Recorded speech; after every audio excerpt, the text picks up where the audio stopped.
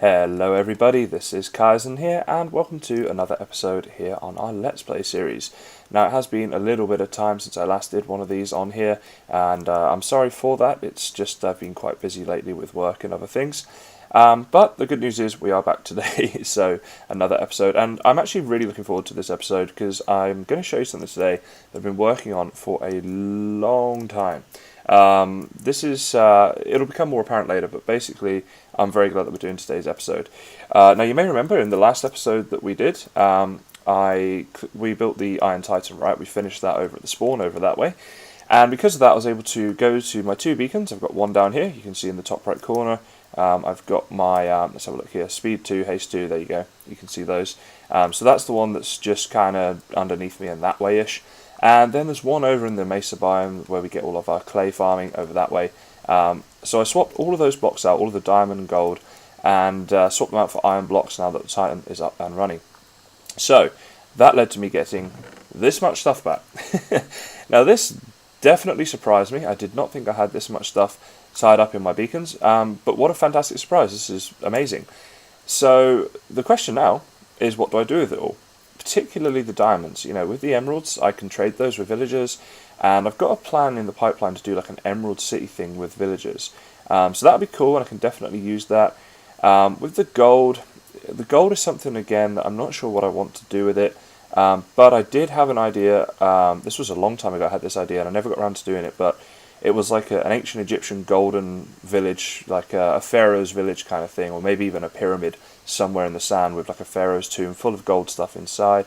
I think I'll need a gold farm to do that, but maybe that could go towards the cause.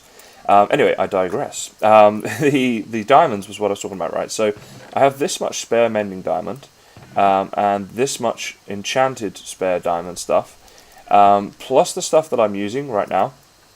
Plus I have in here, so I've got a box here. This is all stuff that needs to be repaired. So we've got a load of diamond stuff in there that I use, a few more of the mega drills and things like that, and then this diamond stuff lying around, and then 2 full spare sets of diamond armor. So really, I don't think I need any more diamond armor. I mean, I could make some blocks out of it and maybe do some cool stuff with the blocks and building and stuff. But guys, if you have any ideas, let me know, because we've got 9 stacks there of diamonds. Anyway, on to today's episode. This is the important thing, I suppose. That was just kind of updating you as to what's happened from last time. So, I don't know how many of you have ever seen this room, but this room over here behind me, this one right behind me right now, I never go in, and it's kind of just a wasted area. And basically what I was going to do in there was make a potion lab. So, you know, being a Minecraft YouTuber who makes all this awesome stuff, including, you know, making like an Iron Titan, you can imagine how good my potion lab was, right? So let's just go and I'll show you this amazing potion lab that I built. You see? You see this? This is probably the worst potion room I've ever seen in my life. I don't know what I was thinking. The thing was, right, just in my defense here for a second, this was only ever going to be temporary. Like, I placed this down and I was like, well, I'll just list all the different potion ingredients around here. These are all like empty now, but I think at one stage they had stuff in. And I was like, and for now I'll just manually brew everything that I'm doing here, and yeah, that'll work. And, you know, I just don't use it, because it's just too much of a hassle more than anything. I have made up bulk potions before and put around my world in different places, but what I wanted to move towards was like an automated process system and all this like really cool stuff. And this is what I've been working on. So this is the big project I've been working on. This is kind of why it's taken a while to get this episode up and running. But guys, we have now got this really, really cool potion room. I think it's really cool. I hope you guys will too. So what I'm going to do now is I'm going to hop over into my creative world where I've done all the testing for this and built this, and show you guys what we've got going on. And then we'll come back in here at the end and start building it, and we'll go from there. So let's jump over into the creative world. Alright guys, so we are here in the creative world, and on this world I build loads of redstone stuff. This is purely my sort of redstone testing world. And as far as the brewing goes, what I was kind of trying to do is have a system like this, where we have an input chest, and in there you put awkward potions. So basically we'd get a load of water bottles that we turn into the awkward potions using netherwort, but we'd do that somewhere else, and I'll come on to why that is in a second. But basically the input is the awkward potions. It goes into one brewing stand where, for example, if we're making a potion of night vision, we go golden carrots into redstone, and then into gunpowder. So we've got the splash potions. Now, in some cases, the potions we would want glowstone dust instead, but essentially what I wanted was a production line like this, and then we get our output where we end up with, in this case, a splash potion of night vision, but whatever the case may be for all the different potions. So this is kind of how I start out with a redstone project. I look at what do I want to achieve, right? Like I want an input, I want a process, and then I want an output. And this is what I did, and then from here it was a case of, okay, so how do we actually do this? And I had to work on a few like brewer mechanic things, and basically come up with a way to make it work automatically, or as automatically as it can be. You cannot add, if we go to a brewing table here, a brewing stand, I should say, you can't add this stuff, right? The blaze powder. That's the power for this thing, I'm sure you guys know, but that cannot be input automatically. So that's the only manual bit that I wanted to leave at the end of all of this, because everything else can be put in manually. So what I did is I came up with this system here. Now this system, basically, I was looking at this at first and having an input of water bottles in here that would be where the nether wart was added, right? So that would be the first step, and then it would go down the production line like this. The problem with that is, as you can see, right, this is quite a big system. Now, I did manage to compact this somewhat. I'm going to come on to that, because this is just kind of the concept. But even so, if we can take a whole station out, it removes a lot of the work. So actually, we'd only have 3 brewing stands needed, because awkward potions would be our first input. So it's just kind of helpful. So what I've got here is 2 hopper clocks, and I'm going to go into the compact design in a second. But basically, this one here does the timing for this here, the hopper underneath the brewing stand, and this here, the hopper that times the input. And then another hopper clock here, and this one is what powers the dispensers. And this system works. Okay, it's bulky, it's clunky, it's not overly efficient, but it works. And that's how I started out. Now, what I did is I then figured out how big I'd need it to do all the potions that I want to do, which is not every potion in the game, incidentally. There's some that I don't think I'm really going to need at this stage. But when I did it that way, I was kind of cutting down on the number of potions I wanted as well, because I knew how big it was going to be. And you can see here, we need 120 blocks one way and 35 blocks the other way. That is a huge area. I mean, you can see here if I fly up a bit, this is going to take up a really big space. So I realized very quickly that I had to compact this down. And this here is the Mark II. So instead of being 120 blocks, it's 38, guys. That's all it is. And instead of being 35 blocks, it can be 20 if we just do it on one side, but I think I'm leaning towards making it the 45 version and having like both sides. So you can see here there would be like the machinery here with a potion output here, a potion output here, lots of machinery in the middle, and a potion output here, and it would be repeated down that way. Now this works, and it's using the same hopper timers that I had before. Just to go into these in a little bit more detail for you, essentially I've got items in the hoppers here, and 54 blocks was the one I found to be the right time for this. I may actually increase that, just because on my single player world sometimes I get little lag spikes or something like that, and I'm thinking I don't want anything to go wrong. I want it to kind of work. Not that it's the end of the world if it did like miss one item or something, but yeah, essentially that's going to work.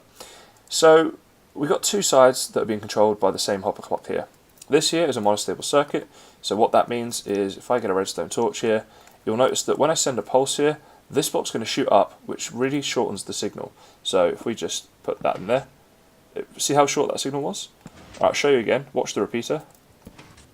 It goes on and off very quickly. So that's what we needed, because we don't want this to be constantly on, otherwise this wouldn't work. But after that, we do need to extend the signal, I should say, somewhat, in order for it to work and be lasting long enough for what we want. Incidentally, don't worry about this blue stuff. This is actually just here for me to mark out do some measuring that I was doing before to figure out how wide I'd need this thing, but that's done with now. So we've got this here pulse extender running into these repeaters to again lengthen that pulse and just delay that somewhat. And this comes down and goes underneath here. It's all a bit messy, but essentially this system gets repeated up here where we're then powering these torches. So by default, and again we can get rid of this red stuff, this is just markers, and if I get rid of some of this, it's probably going to be a bit easier for you guys to see what's going on here. So this here is a redstone torch, of course, powering a hopper to lock that hopper. Now you'll notice that when that's on, these hoppers up here are off, and what that means is everything in here, which would be our input of awkward potions, can go straight into our brewer and without getting passed through into there. Essentially that will mean then that the items will brew. And then when they're ready, this will shut off and this will start brewing. And you know what I think I might do? Are these still loaded? Yeah, they are. Okay. No, originally I was going to do this with water bottles, but then I decided to condense it down. So what I'm going to do is I'm going to chuck in a load of water bottles here. We'll put in, say, 9 for now. And is our output chest full? No. Okay. And what I'm going to do is I'm going to release this one, and I'm going to release this one. Now, the one flaw with this system is the first batch that go through will not be perfect because the timing is not correct. So we should get at least 6 good potions out of this, essentially. Now, did I destroy redstone here? I think I put it back. Yeah, okay, we're looking good. So I'll keep explaining, and that'll be brewing in the meantime. So I explained what this bottom thing here does. I figured that the right time here was 6 items, so you'll see 2, 3, 4, 5, 6, and then it's that. Oh, sorry, 8 items. That was right. I changed it to 8. Another monostable circuit there to limit this pulse. The reason for that was because when this pulse comes along here, it goes down here like this and powers these 2 droppers in order to move the potions through the system. However, if it's on for too long, it ends up powering this brewer here as well, the hopper there, and that's not what we want because it messes up the timing for other things, essentially. So this here is our ingredients input, so in this case it would be the nether wart, so that goes in there. This here is the bottles input, and what happens is the bottles go in there, they turn from water bottles into awkward potions. There you go. Now you notice how that's brewed, and very shortly after it's brewed, it goes off again. That's because I got the timing pretty good. And then they go down into here, and they get shot up here like this, and then the awkward potions are in the next stage, and they get passed through into here, where they then start to turn into the potions of night vision, in this case with the golden carrots. So the process is repeated, they go on again, then they get extended with the redstone, and then obviously we would add, say, gunpowder to turn it into the splash potions, but of course normally the gunpowder would be here, and we would have got rid of this stage, because I'm going to brew all the water bottles up separately, and I'll come on to that in the final design. So that's how that works. This here, if we go back here, so this is the second side of this circuit. Again, we've got a repeater there and a repeater there that's on full, and that goes from there down this way, and we have to invert the signal. That's all that this here is doing. But that extends the signal for the right length of time, and then powers up here and along like this, and you can see here powers these hoppers. Now what that's doing is these come on in order to stop any of the bottles going from here, and let's just change it back to daytime, into here before they've brewed. So if we... Alright, so next time this goes, I'll show you something. If you watch... I need to get to a good view here. I guess, like here, so you can watch this redstone torch and this. You'll notice something next time this changes. I think it just did it. Oh, okay, it just brewed it's about to. So that's on before that goes off. That turns back on before that one releases. Now, this is not 100% efficient because I don't need it to be for my world. But essentially, all that does is it just prevents this from being off whilst this is also off. Because if that happened, the bottles would pass right through. So I'm just trying to explain this to you guys so you kind of get a good understanding for it.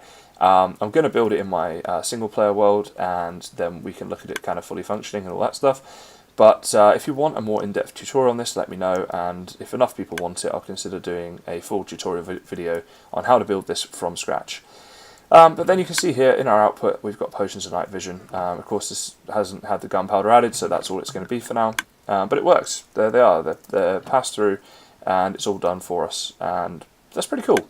This is something I've worked on quite a long time in order to get this working the way I want it to, and I'm very pleased to now have it the way it is. It's going to be a complex project, and there's going to be a lot of redstone stuff I need to do in a very compact manner, which is a lot easier on creative mode than when I'm in my survival world, but I'm up for this challenge. I'm looking forward to it, to be honest, and getting this done.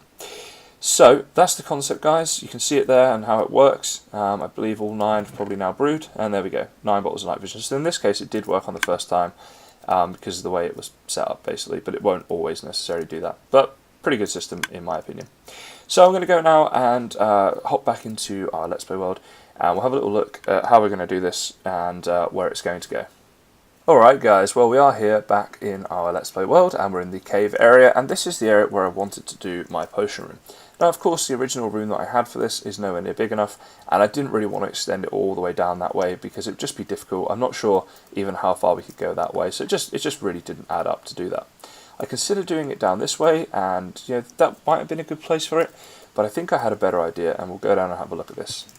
So I kind of thought of 2 places that I wanted to check out, and I can hear slimes already, these dreaded slimes that I have to deal with. There he is.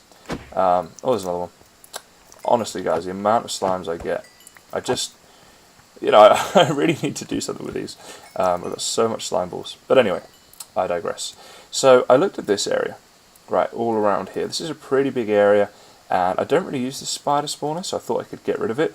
But then I remembered I'm going to need some fermented spider eyes as part of my potion stuff, and I don't get a whole load of those from my mob grinder, so perhaps I will need to look at redoing this one. But anyway, so I looked at that area and I thought potentially, but I think the better area for it is here. So I've cleared this out. This used to be my tree farm, you'll know from other episodes, and essentially this line here, if we go from this line down to the wall, that's going to be long enough, and in terms of the width this way, it needs to be double what it is. So if we go and stand over here, you can see from here to here we need twice as much. Quite a size, but at the same time, if I just show you, like in here we've got a bit of a gap and there's a cave up there, so a lot of that will be done for us. And if I show you as well in here, we've got a similar kind of deal going on, so it wouldn't be that difficult. I mean, I've got my haste 2 beacon as well, don't forget. So all in all, I think this is a very doable project, and what I like about it is we could kind of carry our path on down here like this, and then have an entrance to the potion room like somewhere around here, and I'd probably put in like a side entrance or something around here too. I was even thinking, and I'm mentioning this because I may have to do this over 2 episodes, probably will because it's a big project, but at the moment these stairs lead to nowhere, so we could tidy this up a bit, and basically if we just go through here like this, somewhere down here should be the tree farm, right guys? Why am I not seeing that? Okay, maybe it's a little bit further than what I just went. Felt like it should have been there, but what's that? Oh, is that it there? Hang on. Yeah, okay, so really didn't plan that out too well. But essentially, the stairs that go up there could come in and we could do like a staircase coming down in the middle or something. I'll have to figure that out as part of the design, but if I let you guys know what I'm thinking, you can come up with your own suggestions and things. So yeah, I think this will be a good place to do it. And yeah, I reckon as well, we could maybe look to do some kind of second entrance to the cave in the future. And I reckon that would go somewhere around here, like if we built up this way maybe, because I think this is like underneath our town. I've kind of looked into this before, and then we'd have an entrance this side of the cave, because we will do a lot of expansion projects kind of in this general direction in the future into these caves that are already here. So I think this will be the area that I do it. The next thing I'm going to need to do is obviously dig out the area to see what it looks like and come up with some ideas in terms of what blocks we're going to use, but I got some ideas for that as well. So the next step really is for me to go and dig all of this out, and have lots of fun doing that, of course. And then I guess I'll run over some kind of design ideas with you and then go and grind out all of that redstone stuff. So I'll be back after the big dig. Alright guys, well behind me you can see I have just about cleared out this entire area now. This is bigger than I thought actually, and it took quite a while to do, as you can imagine, even with the haste beacon. We got this little bit left here, but you'll see that my pick is almost dead. And that's Mega Drill 5, which is the last of our Mega Drills. So now I need to go and do a bit of a repair mission. So what I thought I'd do is my repairing station. I've got an Enderman farm, and I haven't shown that on camera for quite some time. So I thought, you know what, I'll actually show you guys that, because it has been a while, and certainly people that are new to the channel will probably not have seen that yet.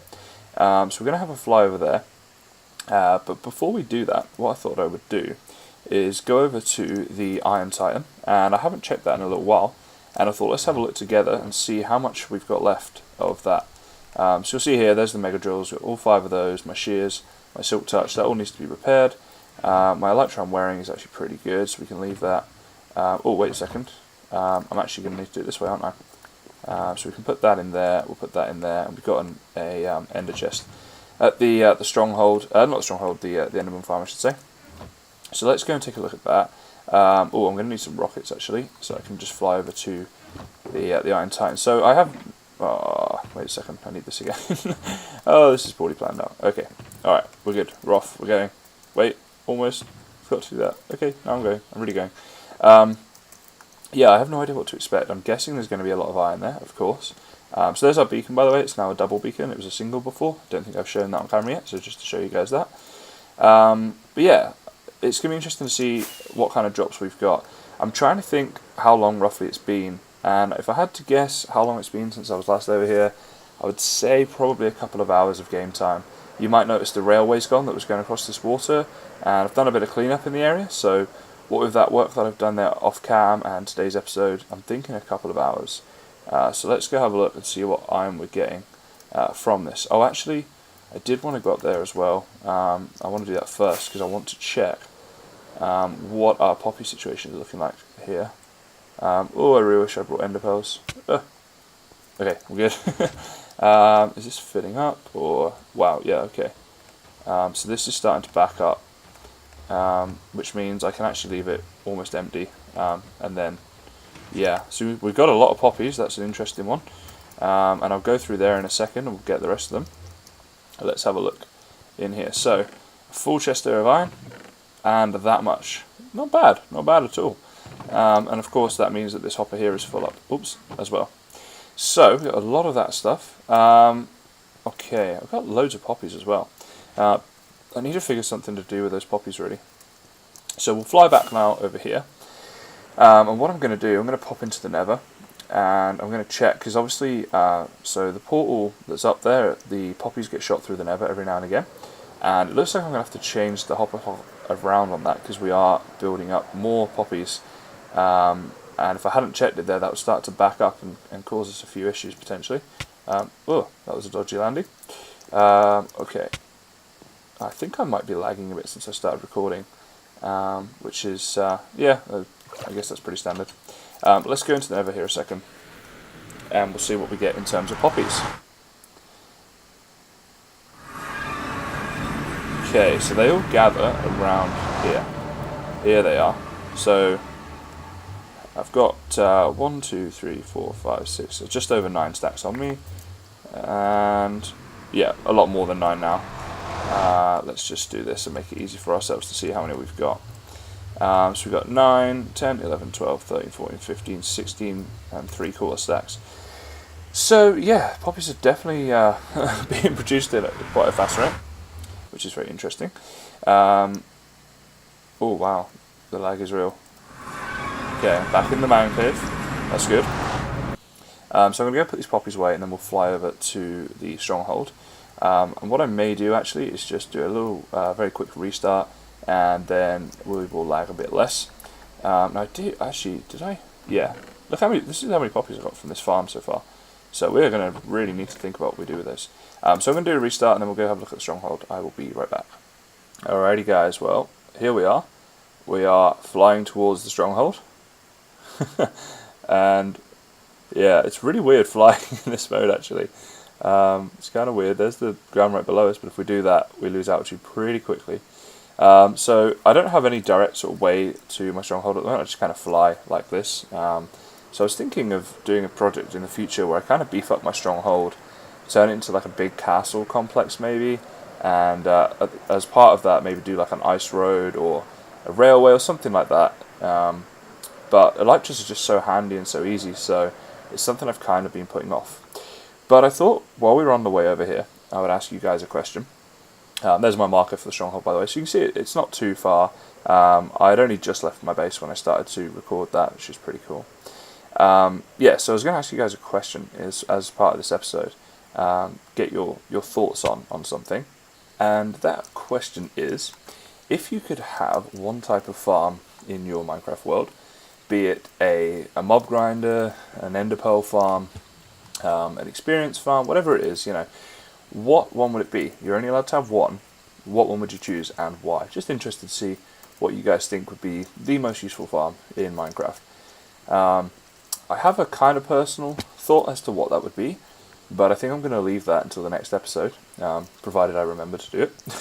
Hopefully I don't forget, so that I don't sway you guys. Ugh. Wow, that was loud.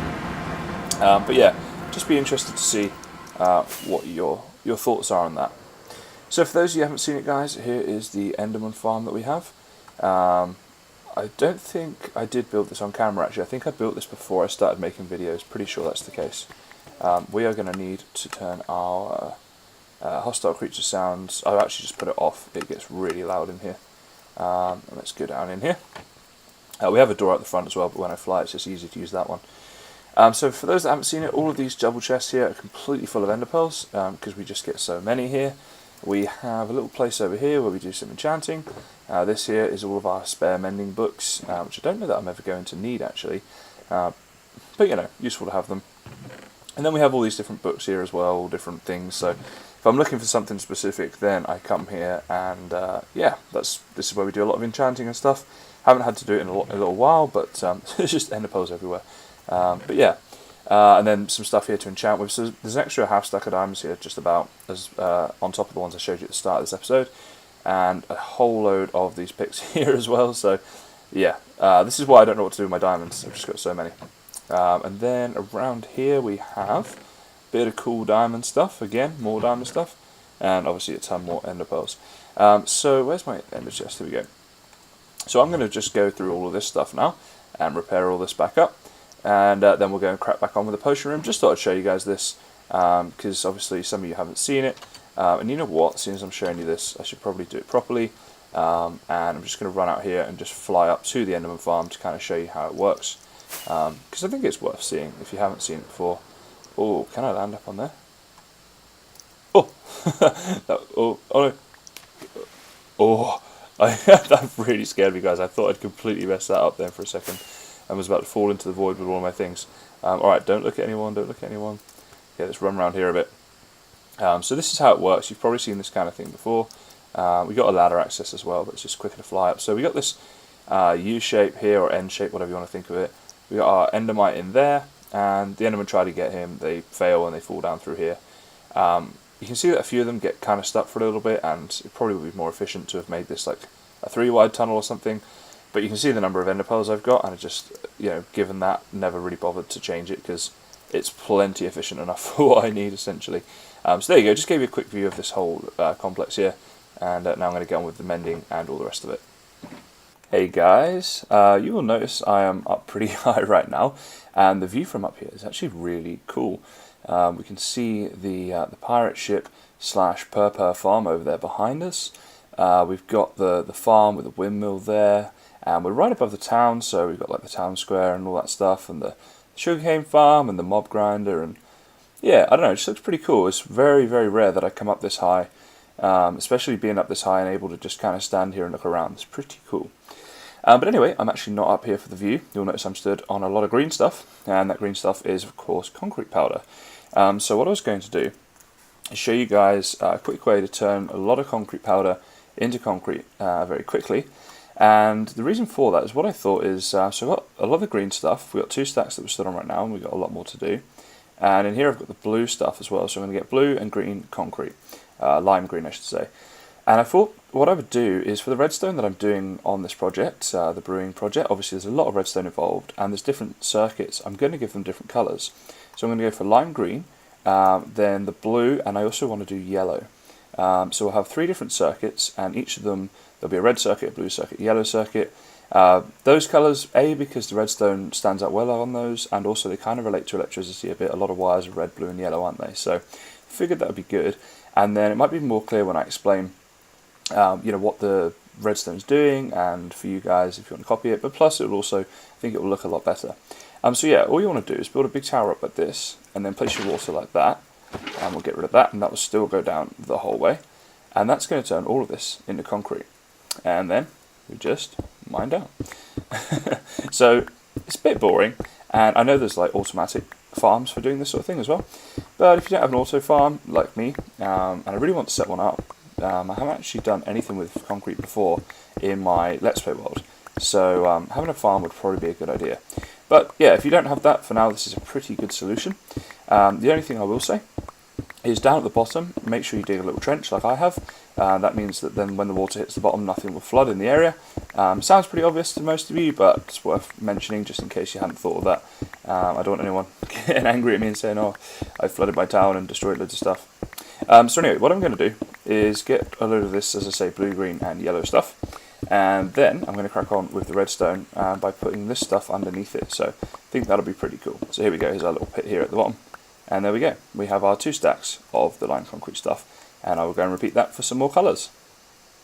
Okay guys, well, it's not pretty, but it is done. We have the first half of the potion room built, in terms of I've done all of the redstoning.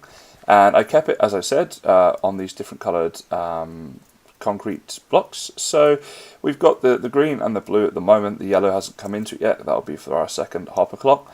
But essentially what I'll do, I'll just show you how each of these works. So the blue one comes through here like this and goes off down underneath here. And the blue one is responsible for powering all of these torches, or for turning them on or off, I should say. So if we go down here, we can get in like this. So this is sort of the mainstream of the blue circuitry, and the repeater brings the signal in like this. It then goes off and powers the block there, which of course will turn the torch off once this is being powered, but it's on by default, so that's what we need for that. And it just repeats through there for the others. So the green one comes through the timer thing there, and basically goes like this up into the build. So if we, let's see, how can I get up here? I think I've got an ender pearl on me somewhere. Yep, got a few of those. Let's ender pearl up that way. There we go. So basically the signal will get brought into this block here. There is a torch underneath the block here that I'm stood on, and that means that when that's being powered, when the torch is being powered, the power will come through here to power these hoppers. It is currently, of course, not being powered, and the reason for that is because the torch under here would be on by default, but because that's on, that's turning it off. And you can see here it just goes through like this. And then this leaves enough space for me to put the yellow concrete through in a minute and power the hoppers, the droppers I should say, because that's what the yellow circuit will do. So yeah, it's not, you know, too ugly, I don't think. I mean, it's quite organised in terms of we've got the different colours going on here, and when the yellow comes in, that'll be cool. I need to add a hopper and a chest on top of these brewing stands as well, because that will be the things like the nether wart, the magma cream, those kind of ingredients that go in there. So a simple way to test this, to make sure it's all working. Currently, every torch that's on an iron block, which is underneath the droppers, sorry, the hoppers, keep getting those mixed up today, they are all on, as you can see. And if we look on this circuit right here, all of this is off once you get past what I like to call the main strip. So this is like the main strip, and then these are the sub-circuits coming off, right? So this is all off by default. So what I've done is, of course, normally this will be powered by the hopper clock, but for now I just want to see if this works. So we flick that lever, then basically what we should see is, oh, okay, yeah, they've pulsed because they've gone through the circuit. So actually, that would be more to test that the timing and stuff is right, but what I could do with doing for now is this, I suppose. No, that's not going to work either. Oh, I completely derped up. Well, basically they went off though, didn't they? So let's just have a look at that again, and I'll have to look a bit more quickly. So these torches here go off, and this circuit here is on, is that correct? Yeah, okay. So it does work, essentially. The reason the torches have come back on, and you'll see if I delete that, that the reason that they will indeed stay on is because the torches are controlled by the blue, which has got a monostable circuit here to make the pulse very short.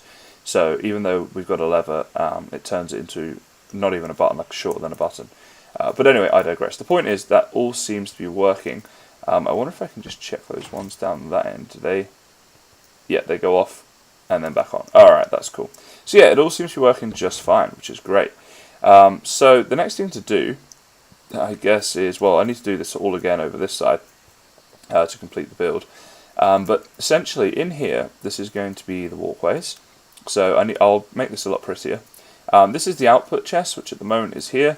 The reason it's here, I purposely did this so that I don't have to dig out the floor to then put in a floor of my choice. The floor that I put in, let's say it was iron blocks, it won't be, but let's say it was. If I build it here like this, you'll get an idea for what's going on. You'll see that when we stand up on the floor, if we were to tidy this area up here and put blocks around it, the brewing stand would be accessible, because obviously we need to put in our energy source into there with our blaze powder. So it'll be at exact eye level, and that's why I want to be stood here. I mean, if I was stood down here, it would still work, I could still access it, but, oh, maybe I couldn't. I'd need to get rid of that one as well. So, yeah, just all around not a good idea, I suppose. So once these blocks come under, the chest will be on the floor. I may do something different with the output, but basically the output is going to be from this final brewing stand here. So I've got a few options as to what I could do. I could run it into some more droppers and have like a few chests stacked up if I wanted to. And really, I'm going to work that out when I come on to the design phase. For now, it's just a case of needing to get all the redstone done, and then I'll build the walls and the floor and that sort of stuff around it. So yeah, I mean, it looks very complicated, but it's really not that bad. The complicated part is figuring out all this stuff. And I did that in my creative world. That took me a lot of time to figure all this out as to how I was going to do that, and also to figure out how these circuits would work, in the behind bit, particularly in like one like this where there's two, because obviously you've got just a little bit less space to work with when there's two of them. But once you've done that, then it's just a case of copying it, and you get into a bit of a rhythm with it, I've found. So yeah, I'm pretty happy with how it's looking. So I guess now I'll do another update once I've done the entire other side, and then what we'll do is start putting some blocks down to see how we want this thing to look. I'm also thinking, and this may be a different episode or later on or something, that I tidy this up, so I get rid of all the coal and the wood and basically anything that isn't smooth stone, because that's the bulk of the ingredient right now, and smooth stone I think would look good as a backdrop. Make everything else smooth stone, and then if I'm imagining this path here, what we'll do is it will come out like this, and then we'll get to like this point and the building will be here, and then we'll walk around it and go into our potion lab down here. I'm thinking we could have like a window here where we could see the circuitry, because I've done the different colours. I think it might look kind of cool to have the circuitry there. But if I don't do that this episode, then feel free to leave a comment and let me know what your thoughts are on that. So yeah, off to do some more redstone grinding. Well guys, I just had a look back over the episode, and it is a lot longer than I realised. So it's already pretty long, and for that reason I'm going to leave it here for today. But as you can see behind me, I have finished up the redstone, and that means we have two sides that are completely done. Well, the whole room essentially is done in terms of this part. The next thing I need to do is add the yellow set of wiring to power the droppers, and I also need to do the droppers and chest above the brewing stand. And then it would just be a case of decorating it. So I figured it'd probably be a 2-episode thing, and it turns out it's going to be. All of our outputs are down here in the middle, and I did in the end run it off of a separate hopper clock for this side, so we've got one this side and one back over there. Just seemed like the easiest way of doing it, so that's what's happening basically. So yeah, I think that's probably going to be about it for today. There's not a lot else to say. You guys know how all this is done now, and you've seen the level we're at. And the next thing to do, as I say, will be to finish up the decoration and the last little bit of redstone. So as always guys, thanks very much for watching, and I will see you next time.